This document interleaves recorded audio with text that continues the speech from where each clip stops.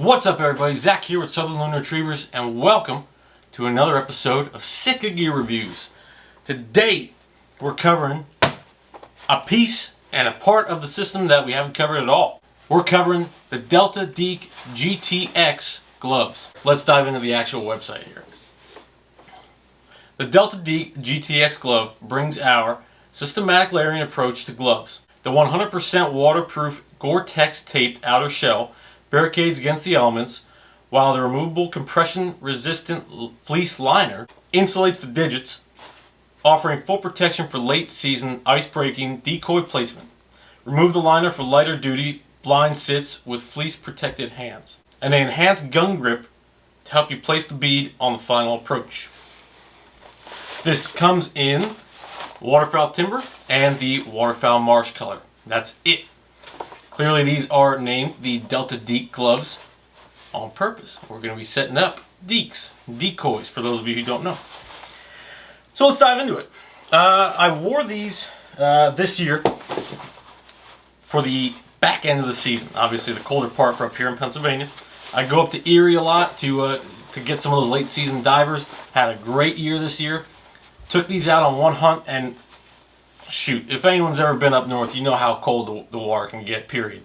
In the summer or in the wintertime. What was nice about these is where a lot of Deek gloves, you're used to those, $10 pair neoprenes you can get off Amazon. I'm the same guy. Alright, I got a pair upstairs, but they leak. I had them for about 2 years, and they were just the simple neoprenes, nothing lined, they're just neoprene in a glove shape. Wore those for a bit, and they weren't warm. They weren't comfortable. They were Deek gloves. Now, I know a lot of folks, primarily who use these, that like to wear their Deek gloves as their primary gloves. There's not many glove makers out there who can make the best of both worlds. Dexterity, using your digits to squeeze the trigger, manipulate the actual action of your weapon, and warmth. Very hard to combine those things because a lot of the materials that offer dexterity are very thin layers. I've got the grinder hoodie on right now, and that's keeping me pretty warm. Granted, I'm inside, but if I went outside right now, it's about 40 degrees, I was still relatively warm in this because it's an insulating layer. Now, it's a thinner layer, and it gives me a lot of dexterity. I can go like this, I'm pretty free range. Now, say I go upstairs and put the bow reel jacket on. If I got a couple layers under that, yeah, I'm going to be really warm. But I'm going to be limited in motion. Now, obviously, the bow reel is an awesome jacket. If you want to try a different jacket or use a different jacket as an example, that's fine. But you get what I'm saying. Now, on the other side, you've got the warmth factor, your insulating factor, like I just said with the bow reel. A lot of those materials are a thicker, more dense material. Granted, we're slowly coming out of that. We're learning about new insulation material, that down, whether it's authentic or synthetic. You start to realize that, okay, maybe if we do this right, we can compress this enough, we can make this warm while still allowing the dexterity to put that finger in the trigger well, manipulate your safety on and off, clear your action if needed, so on and so forth. So that's kind of the progressing matter when it comes to warmth versus dexterity in gloves. So let's dive into these. These, I like to think, and I've used them enough that I can confirm that you can definitely do both. Now, I've got some weird dang hands, alright? That one, my both thumbs are weird. That one's just all gnarled up from sports in the Army. Getting a glove on me is hard, especially my right hand. These are big enough, and this is a large, and I'm typically an XL to double XL hand. This is a large, so they do size a little bit bigger, which is good. What's nice about these is it allows you the dexterity, it gives you the warmth, and they're easy on and off. So they're easy to take on and off. They do have a nice snap right here. Pretty standard with, just about any, good set of gloves. Just a snap buckle. So going from the top to the bottom, we'll go start with the top. We've got our nice grip pads here. It's that nice little, like, sticky, almost like a football glove type material. It's almost like rubbery. All 5 digits, all right? Even on the palm here. Now, it doesn't encompass the entire palm, but what they did is they made it in the shape so that you could grip a pistol grip or a shotgun grip effectively, and you're not going to lose that grip due to just having a thick, unlined glove. And that's where I think a lot of manufacturers mess up, is they make a warm glove.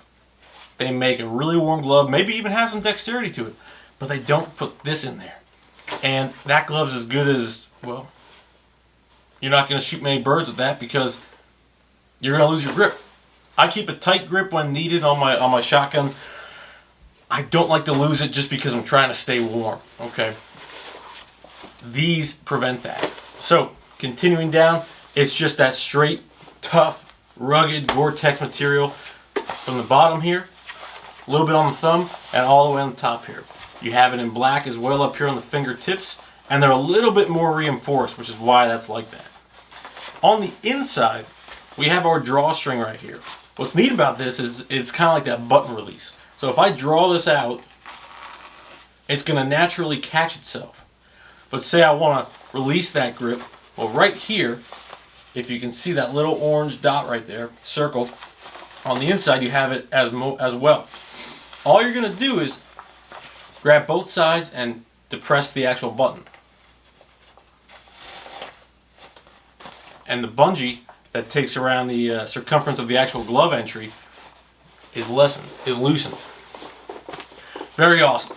Now, the liner they talk about is removable, which is nice. If you're out there on a warmer day and you don't necessarily want to have that liner, you know, if you're, maybe knocking down some beaver dams or trying to find a new spot for next year, these are awesome because they're dual purpose, dual season ability. The liner is awesome.